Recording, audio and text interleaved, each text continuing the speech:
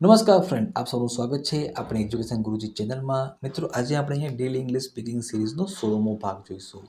આજના વિડીયોનો પહેલો શબ્દ છે કીપ. કીપનું પ્રોનાઉન્સિએશન મતલબ કે ઉચ્ચારણ થાય કીપ. ગુજરાતી મિનિંગ થાય છે રાખવું.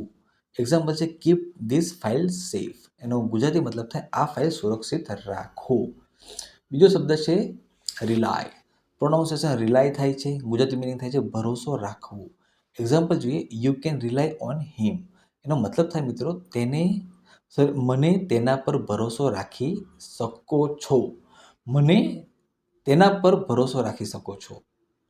સોરી, આનો શાયદ મિસ્ટેક છે આમાં.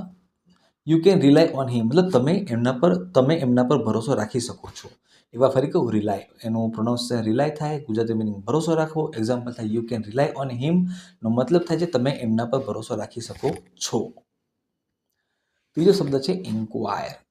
પ્રોનાઉન્સિએશન ઇન્ક્વાયર થાય, મતલબ થાય છે પૂછપરછ કરવી. આપણે આને ઇન્ક્વાયરી એવું બોલતા હોઈએ છીએ, પણ એનું પ્રોનાઉન્સિએશન ઇન્ક્વાયર થાય. ઇન્ક્વાયર આપણે ઇન્ક્વાયરી કહીએ છીએ, અને આપણે એ જ હવે સેટ થઈ ગયું છે તો આપણે એ જ બોલવું, એનો કોઈ વાંધો નથી. પણ એકચ્યુઅલી મતલબ એનો ઇન્ક્વાયર થાય.